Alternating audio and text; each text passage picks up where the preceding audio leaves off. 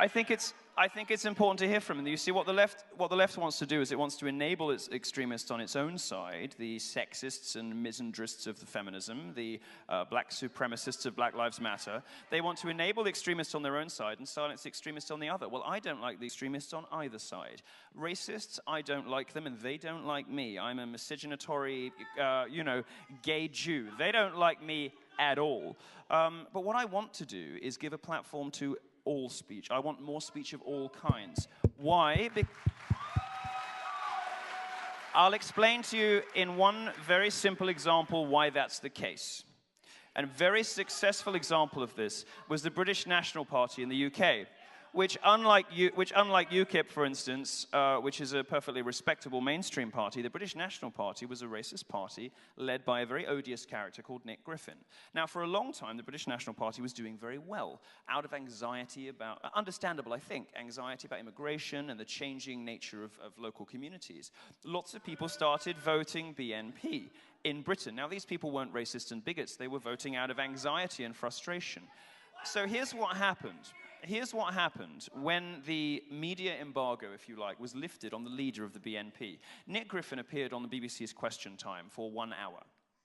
This was at a time in which the BNP was controlling some local councils. They had successfully stood for election and won overall control of some local councils in Britain.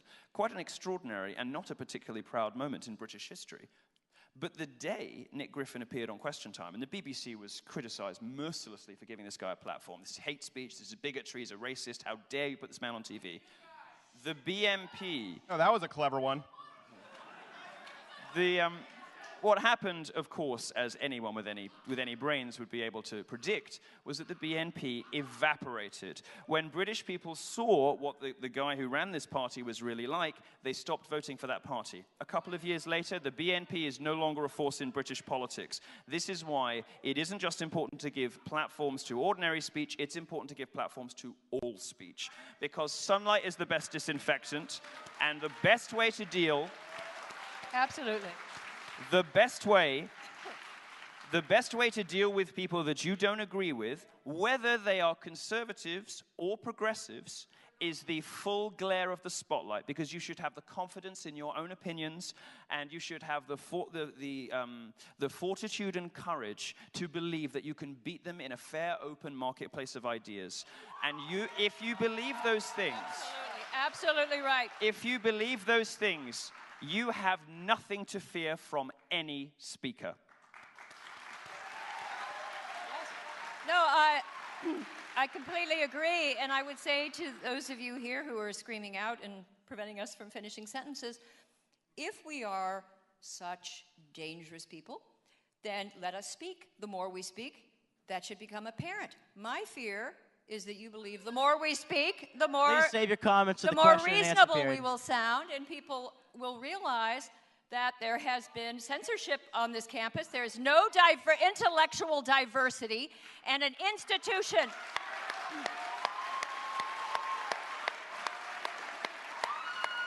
If an institution of higher learning, like this, a great university like this, if it changes its mission from intellectual inquiry to safety and making people feel comfortable, it will lose its reason for being. Since the time of Socrates,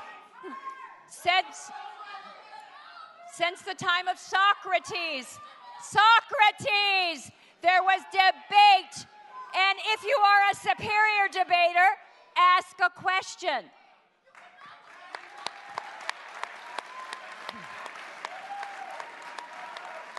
All right. A couple of things. Right, okay, a couple of things here. All right, we get it. You're angry. Daddy never hugged you enough. Come on. Let me give you an example right here, okay? Right now.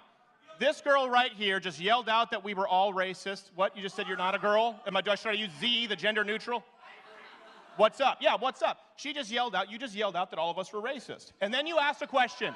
And the question was? There you go. It sounded better when you were yelling it with a chorus of backdrops. Let me explain. Okay, can I answer your question? Do you want an answer? Would you like an answer? Here's what's... No, you don't know the answer, sweetheart. Let me answer it for you.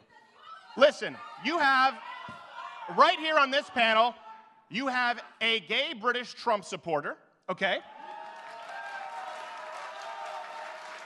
You have a lifelong registered Democrat, open feminist, who's not a third-wave feminist, and you have a French-Canadian Christian conservative. So you may ask, why is there only white people? Because the only diversity you don't care about is that of intellectual diversity. Right.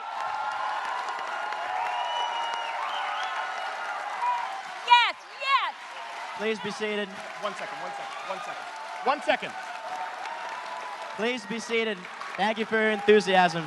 Please take a seat. Please take a seat until the discussion is over. Thank you. Thank you very much. I appreciate the applause. You can continue doing that to drown them out if you need to. The final thing I want to say, come on, please just zip it, okay, for a second. Listen, you spoke, I gave you the right to have a question, and now let me finish answering. No, you don't. You don't have the right without me giving it to you. You don't have the right. Excuse me. Let me finish the point. Okay, let me finish the point. These people who are yelling out, the reason they are so angry, the reason they are so incapable of hearing this is because, unlike you, the people who are conservative, intellectual thinkers, you've heard all of their opinions before, from every single mainstream news outlet, from every single film that's been made in the last 20 years, from every single professor. This is the first time they're hearing these points of view. That should be a stark contrast and tell you who's thinking for themselves.